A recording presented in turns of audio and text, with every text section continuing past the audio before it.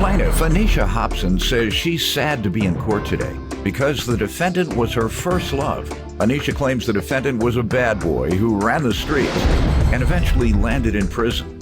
And after he was released, they broke up. Anisha is suing her ex today for an unpaid loan.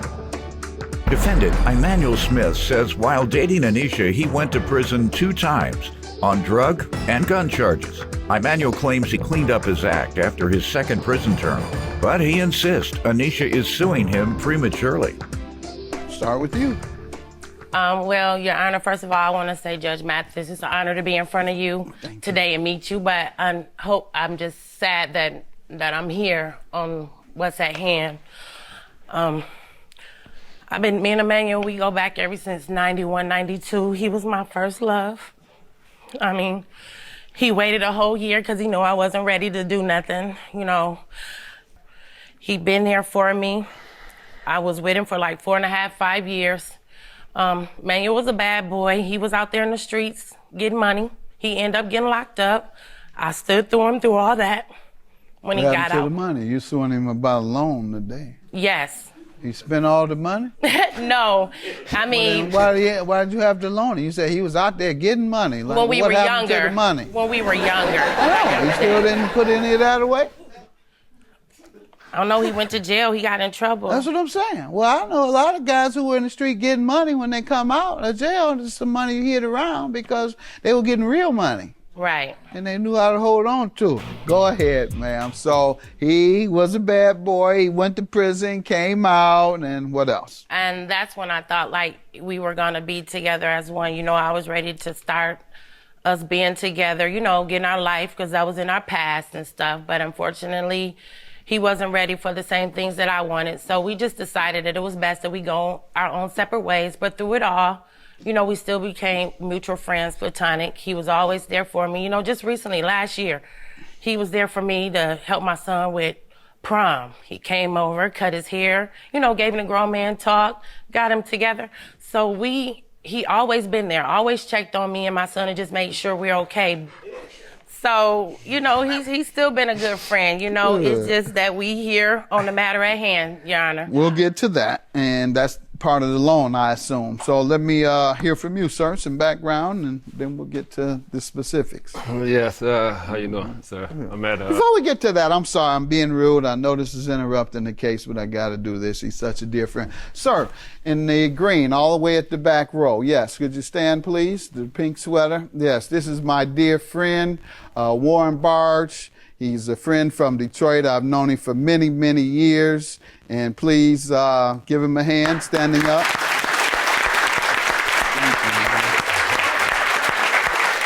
Ooh, I'm sorry, this is him. I'm sorry, I thought my glasses. I am so sorry. That's Warren Barge there. Oh, forgive me. See what happens when you get older? I'm not going to tell you whether I was kidding or not. Y'all figure that out.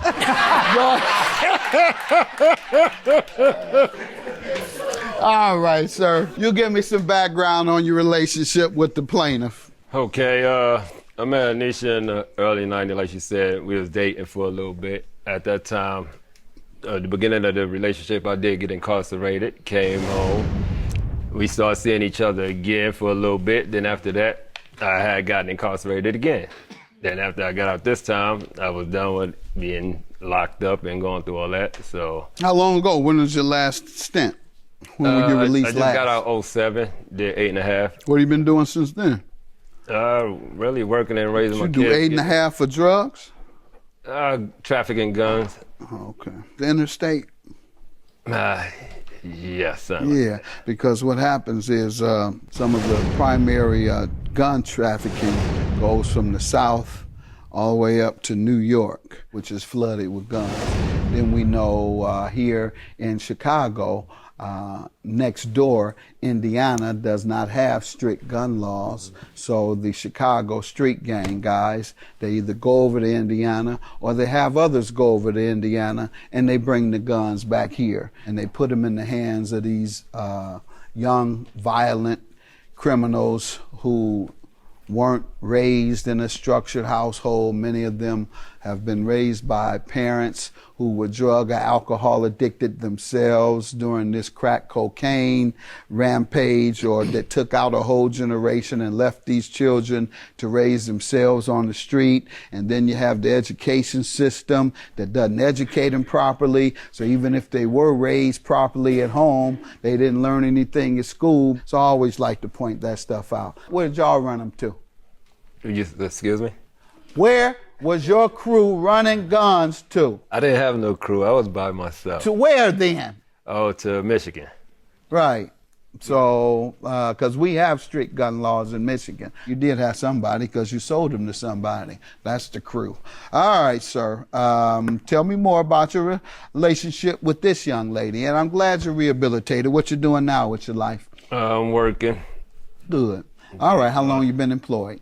Been employed for a couple of weeks now, and Okay. I'm trying to get. Before that, you hadn't worked since your release? I've been doing. I got my own company, Property Preservation (LTK). I've been trying to get that off the ground. Good. I applaud you for that. My son just sent him off to the Navy. Then my other son, he graduated from high school, trying to get him to the Navy or to college. And then my other son, he go to college May 28th. So I'm trying to get. I was explaining to her about that time. That's why I was going about this loan. I'm glad to hear that you've turned yourself around and you've become a great example. You're an excellent example for other guys who are still locked up or on their way to being locked up. Congratulations to you. The loan, how does he owe for the loan? Well, on February the 25th, Your Honor, man, informed me that he roughly needed about $1,500 to $2,000. I told him I didn't have What did it. he tell you needed it for? Just to catch up on some bills. He wanted to, catch up on some bills and things. And I told him, let me see what I can do. I didn't have that much. But I said, here's $300 that you can borrow. And I had the text messages to show, because it was only going to take him a week to give it back to me because he was working. When was that? February 25th, 2017. Never got the money back. Sir, what do you say to that? I said I don't owe her at this moment. She gave me the money. She told me, like I told her, if you need the money, don't give it to me right now, because I can't give it to you right now. Did you give her an estimate of when you could repay her? Yeah, I told her, give me a few months. Did he tell you that, man? No. What did he tell you? A few weeks. And I have the text messages, Your Honor. Let's see that part, because if he's admitting that he owes, and I'd respect that. And so I see your text. I'm going to get it to you. He's agreeing that he's going to get it to you. Where does it say the date? You have to read that to me, because I see you have the wrong thing highlighted. We don't have the date that he said he would pay you. The date. He just says, I'm going to get it to you. Okay, on March 15th, I texted him and I said, at first I really thought you wasn't going to pay me back my $300, but now I know you're not. You spending me. It was about my money that I let you borrow, and that's sad. I'm a single mom. I need my money. And what did he say? And that's when he said, I see you texting. I'm going to get it to you. And then I said, man, you say you'll be giving me my $300 this week, babes. I'm looking forward to it. And what did Thanks. he say? He said, and then that's when he said, okay. Right. I'm giving it to you. Let me see that part. Circle to next week. I didn't see that part. All right. The main part wasn't highlighted. And that is, I said he would be giving me my $300 this week. And I'm looking forward to it. And he says, okay. And this week has come and gone, sir. So I'm going to have to grant her judgment of $300. Have a good day. That's judgment for the plaintiff.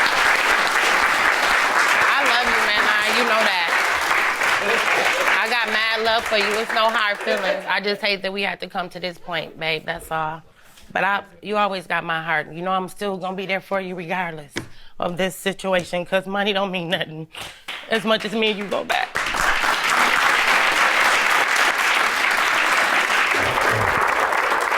Got it.